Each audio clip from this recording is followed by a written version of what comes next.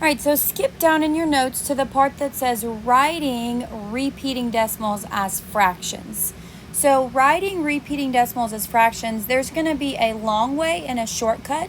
I expect you to use the shortcut to check the long way. So I'm going to give you steps so you'll kind of know what to expect. But on the test itself, you need to be able to show all the steps, not just write the shortcut.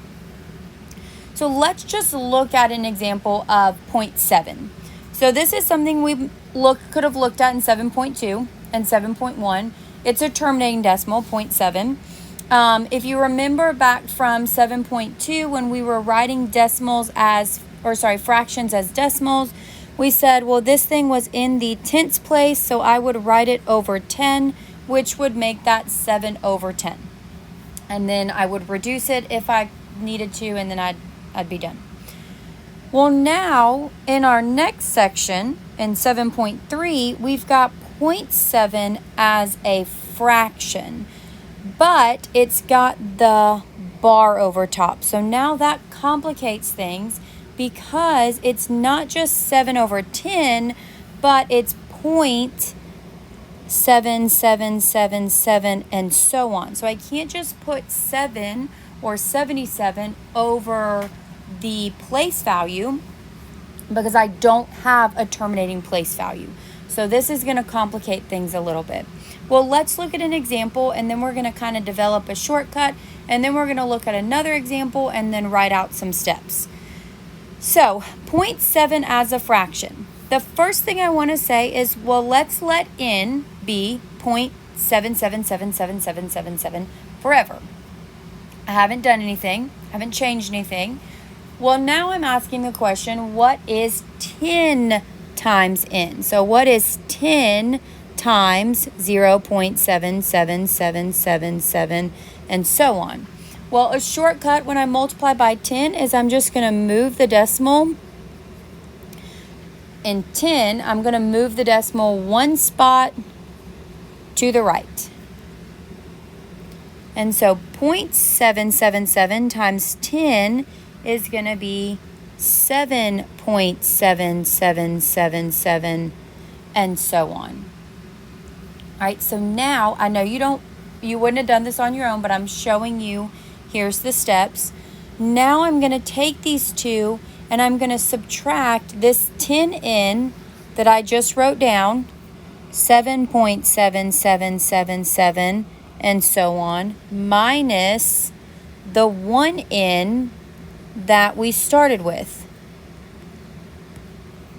0.7777 and so on. We do that in such a way so that when we subtract these, let's add that that's 1n. When we subtract these, on the left, I've got 10n minus 1n, which is going to give me 9n. Carry down my equal sign.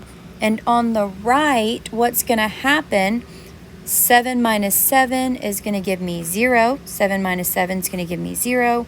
7 minus 7, 7 minus 7. 7 minus 0 is going to give me 7. So I've set it up in such a way that all the decimals go away. Now, to get n, because n is that repeating decimal, but I want to write it as a fraction. To get n by itself, I'm going to divide both sides by 9, divide both sides by 9, and get n equals 7 over 9. So this tells me that n, the decimal 0.77777 repeated, is the same thing as 7 over 9, which is pretty cool.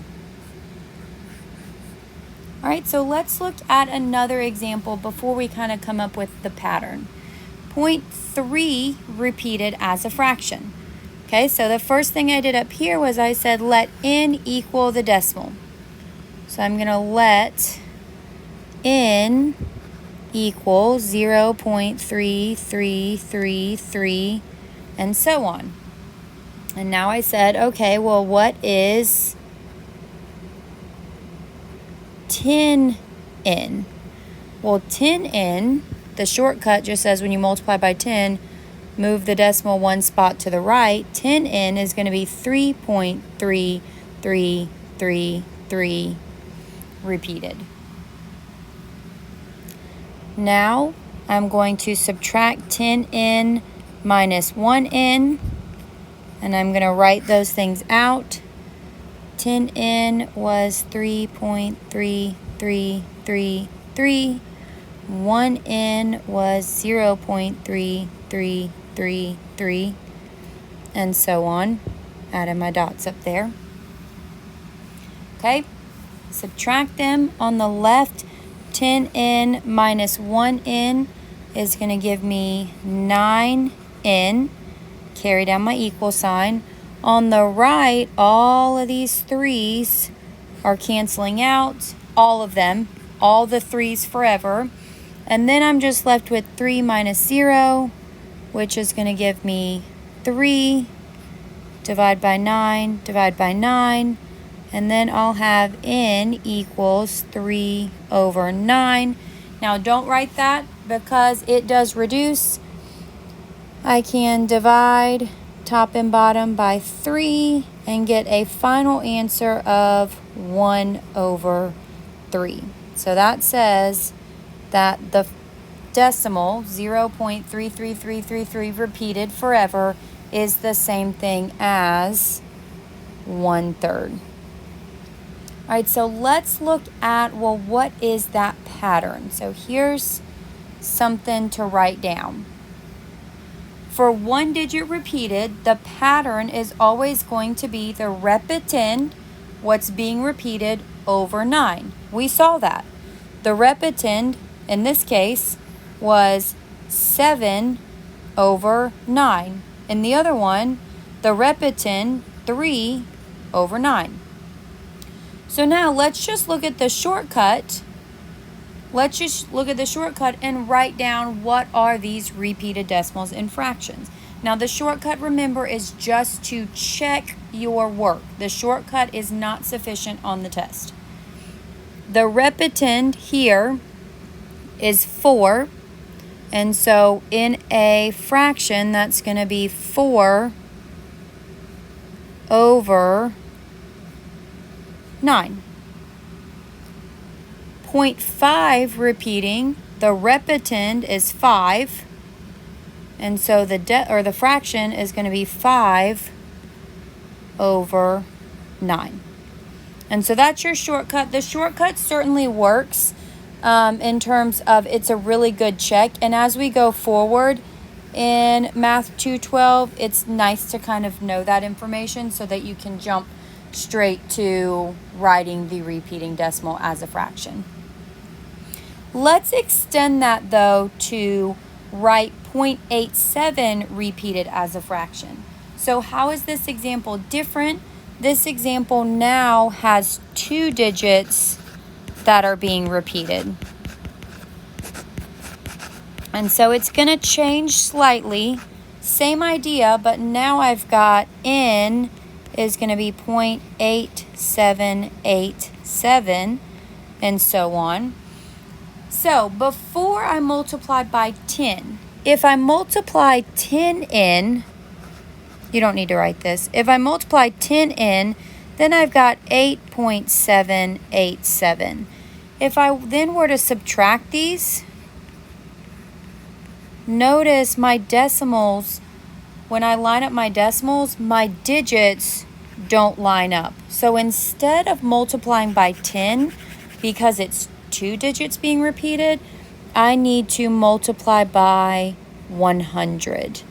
So if it's 3 digits being repeated, you would multiply by 1,000. It's 2 digits being repeated, you multiply by 100. If it's 1 digit being repeated, you multiply by 10. And so now I'm going to move that decimal 2 places to the right because that's the shortcut for multiplying by 100. And I'll have 87.8787 and so on.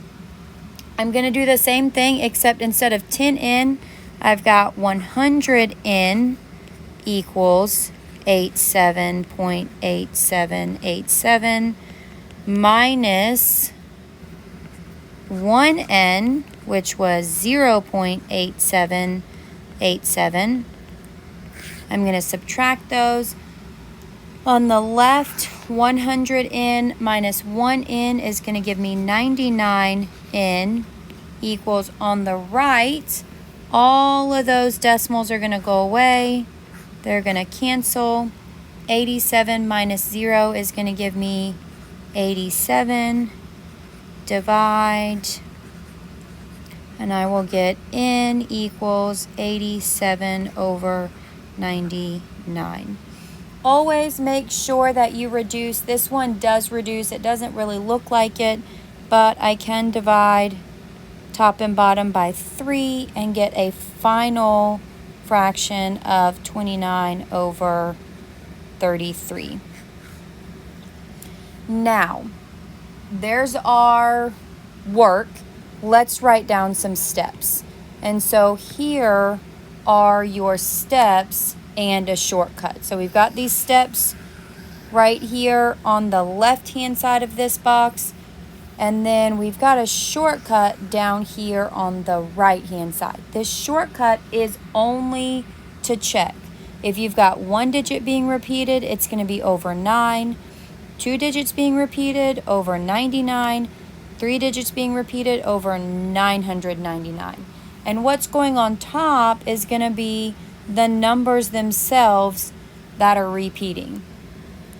And so, for example, if I wanted to use the shortcut to write 0.47 repeated, we'll say 473.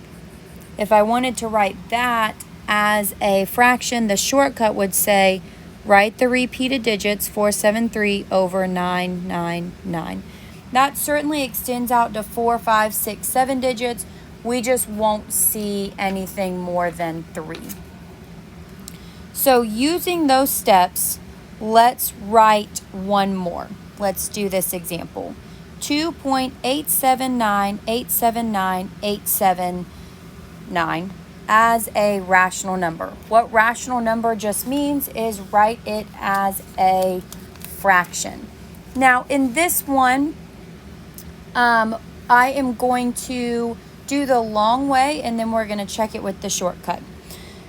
So I need to figure out what numbers are repeated. It looks like 879 is being repeated. So I have 3 digits being repeated. So instead of multiplying by 100, I'm going to multiply by 1,000. I'm going to multiply by 1,000 in. Okay, so I've got 1,000 in and 1 in. Well, 1 in is going to be the number itself, 2.879879, and so on. And then 1,000 in says move the decimal place 3 spots to the right. 1, 2, 3. And so now I've got 2,879.879, and so on. And I'm going to rewrite this so that it's lined up. Now my decimals are all going to cancel when I subtract, and I'll get 999n equals 2,879 minus 2 is going to give me 2,877. Solve for n, and I will get n equals 2,877 over 999. And then I will convert that thing from a fraction to a mixed number if they asked you to. If not, you could leave it like that as 2 and 293 over 333. And what I did there was you would actually do long division. You would do that into that. And then that, this is what it reduces down to. Our shortcut, well, we'll just leave that.